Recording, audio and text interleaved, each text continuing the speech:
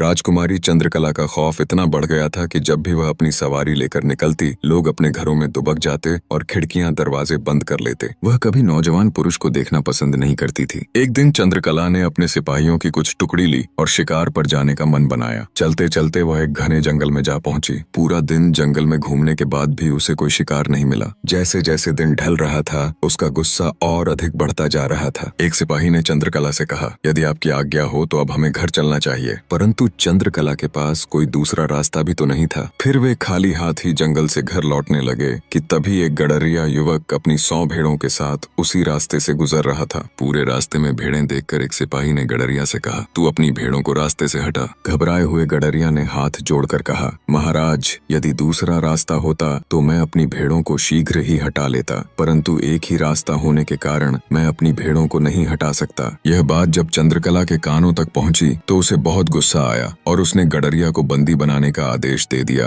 और कहा, इसे बंदी बना लो और ले जाकर कारागार में डाल दो और इसे ऐसी जगह रखो जहां यह सही से खड़ा भी ना हो पाए। इस पर सिपाहियों ने युवक को बंदी बना लिया और ले जाकर कारागार में डाल दिया। जब यह बात गडरिया की उस बूढ़ी माँ को पता चली, जिसके बुढ़ापे का सहारा मात्र उसका एक बेटा था, कि उसे भी बंदी बना दिया गया है, वह फूट फूट कर रोने लगी। उसे रोता देख गाँव की भीड़ इकट्ठी होने लगी, परंतु राजकुमारी चंद्रकला के खिलाफ कोई बोल भी नहीं सकता था। वहां पर खड़े सभी लोग कहने लगे, हो ना हो, तेरे बेटे की ही कुछ न कुछ गलती होगी। परंतु बूढ़ी माँ को पूरा विश्वास था कि उसका बेटा कोई भी गलती नहीं कर सकता। उसने गांव वालों की बातों को नजरअंदाज किया और चंद्रकला के महल में जा पहुंची। जब उसने चंद्रकला से यह बात कही, बेटी, तुम मेरे बेटे को छोड़ दो, उसकी कोई गलती नहीं है। यदि तुम चाहो तो उसकी जगह पर मुझे बंदी बना लो, पर मेरे बेटे को छोड़ दो। इतना सुनते ही राजकुमारी अत्यंत क्रोधित हुई और कहा, यदि तेरे बेटे की कोई गलती नहीं है तो इसका मतलब मेरी गलती है। मैंने उसको बिना किसी गलती के बंदी बना रखा है। अब तो यही ढिंढोरा पूरे नगर में पीट कर आई होगी, मेरे प्रति लोगों को भड़काया होगा। अब जब तू इतना कह रही है तो दंड की हकदार तो तू भी है। सिपाहियों, इसे ले जाओ और इसे तब तक कोड़े लगाओ जब तक यह अधमरी ना हो जाए। परंतु उनमें से एक सिपाही समझदार था। उसे उस बूढ़ी महिला पर दया आ गई और उसने उसे मारना उचित नहीं समझा और चुपके से छोड़ दिया। वह तुरंत वहां से चल दी और कई दिनों के बाद वह राजा विक्रमादित्य के राज्य में जा पहुंची। जो भी उसके साथ बीती थी वह सब उसने राजा विक्रमादित्य के सामने कह सुनाई। विक्रमादित्य ने कहा, हे माता, आप चिंता न करें, आप यहीं मेरे अतिथि गृह में मेहमान बनकर रहें और मैं जा रहा हूँ आपके बेटे को लेने, और जब तक मैं उसे छुड़ा नहीं लूंगा तब तक मैं भी वापस नहीं आऊंगा। इतना कहकर विक्रमादित्य वहां से चल दिए और द्वार पर जाते ही एक दरबारी से कहा, जाओ जाकर अपनी राजकुमारी चंद्रकला से कह दो उससे मिलने राजा विक्रमादित्य आए हैं। दरबारी ने जैसे ही विक्रमादित्य का नाम सुना वह भागा और राजकुमारी से कहा, द्वार पर एक व्यक्ति आया है, वह अपने आप को राजा विक्रमादित्य बता रहा है और वह आपसे मिलना चाहता है। राजकुमारी ने कहा, भला राजा विक्रमादित्य को मुझसे क्या काम पड़ गया? ठीक है, तुम जाओ और उन्हें शीघ्र ही यहाँ लेकर आओ। दरबारी ने आकर विक्रमादित्य से कहा, महाराज, आप जा सकते हैं। जैसे ही राजा विक्रमादित्य महलों के अंदर गए, उन्होंने देखा बहुत सारे लोगों की चीखने चिल्लाने की आवाज आ रही है। वह एकदम स्तब्ध रह गए।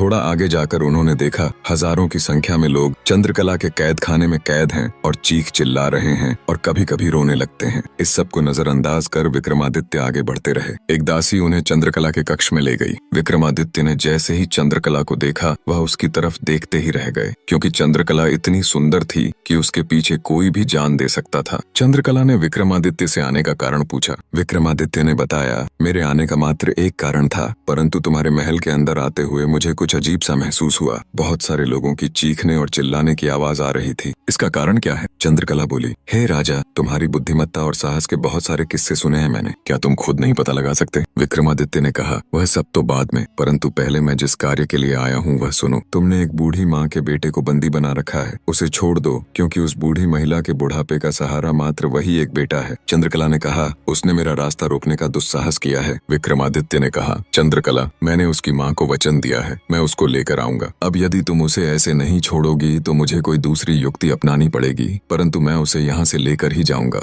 चंद्रकला गुस्से में बोली, यदि ऐसा है तो ठीक है, बहुत सुने तुम्हारी बुद्धिमत्ता के चर्चे। अब यदि तुम्हें उसे छोड़वाना ही है तो मेरे 3 प्रश्नों का उत्तर देना पड़ेगा। यदि तुम उत्तर न दे पाए तो तुम्हें भी इन्हीं लोगों के साथ काल कोठरी में रहना पड़ेगा, और यदि तुमने मेरे सवालों का सही सही जवाब दे दिया तो मैं कैद किए उन सभी लोगों को आजाद कर दूंगी और मैं भी तुम्हारे साथ विवाह कर खुशी खुशी चल पड़ूंगी। विक्रमादित्य ने मुस्कुराते हुए कहा, तो ठीक है, बताओ क्या हैं वे तुम्हारे 3 प्रश्न जिनका उत्तर कोई भी आज तक न दे सका। मैं दूंगा तुम्हारे प्रश्नों का उत्तर, पूछो। चंद्रकला बोली, तो ठीक है, सुनो राजा। आदमी की शादी हो जाने के बाद उसके 2 परिवार हो जाते हैं। उसे सबसे ज्यादा अधिक प्रेम कौन करता है, उसकी पत्नी या फिर उसकी माँ या फिर उसके बाप और भाई? विक्रमादित्य ने जवाब देते हुए कहा, इनमें से कोई नहीं, यह तो सब दिखावे का प्रेम होता है। तो सुनो तुम्हारे इस प्रश्न का उत्तर। बहुत समय पहले की बात है। एक गांव में भल्लू नाम का चोर रहता था। हर दिन राहगीरों को लूटता, उनका धन छीन लेता और उसी से अपने परिवार का भरण पोषण करता। एक दिन वह चोरी करने के इरादे से रास्ते पर चुपचाप बैठ गया और किसी के आने का इंतजार करने लगा, पर बहुत देर हो गई और कोई भी उस रास्ते से न गुजरा। तभी थोड़ी ही देर में एक बूढ़ा साधु आता दिखाई दिया। अब भल्लू के जान में जान आई। उसने सोचा,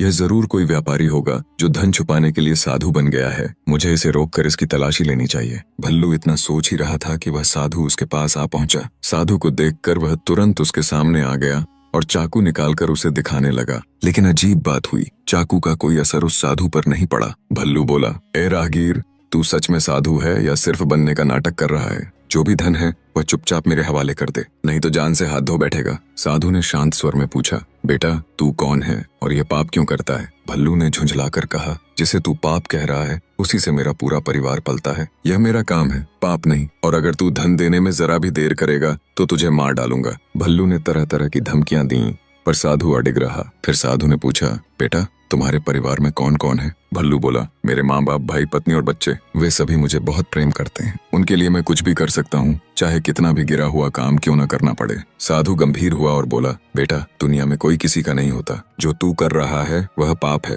और इसका फल तुझे अकेले ही भोगना पड़ेगा। इतना कहकर वह साधु जाने लगा। भल्लू फिर उसके सामने आ गया और उसकी तलाशी लेने लगा। लेकिन जब साधु के पास कुछ भी नहीं निकला तो भल्लू समझ गया कि यह साधु असली है। वह निराश होकर एक ओर बैठ गया। उसे उदास देखकर साधु ने कहा, बेटा उदास मत हो, मेहनत कर, नौकरी कर, जीवन सुधार। चोरी करके तू अपना जीवन औरों के दुख से भर रहा है। किसी को कष्ट पहुंचाकर तू कैसे खुश रह सकता है? भल्लू ने गुस्से में कहा, साधु महाराज, ज्ञान की बातें मत कीजिए। अगर इन बातों से पेट भरता तो मैं चोरी क्यों करता? नौकरी से क्या मेरे बच्चे वैसी ही सुख सुविधा में जी पाएंगे? और आपने कहा दुनिया में कोई किसी का नहीं। अगर मैं आज घर न जाऊं तो मेरी याद में कोई खाना नहीं खाएगा, मेरी पत्नी तो पानी भी नहीं पिएगी। आप कहते हो कोई किसी का नहीं? साधु मुस्कुराया और बोला, मैं इसका प्रमाण दे सकता हूँ। भल्लू चौंका, कैसे? आपको कैसे पता मेरे परिवार वाले मुझसे कितना प्रेम करते हैं? साधु ने एक पुड़िया दी और कहा, इसे मुंह में दबाकर घर जाकर चुपचाप लेट जाना, फिर मैं आऊंगा और सिद्ध कर दूंगा कि दुनिया में कोई किसी का नहीं। भल्लू घर गया। जैसा कहा गया था उसने पुड़िया मुंह में दबाई और खाट पर सीधा लेट गया।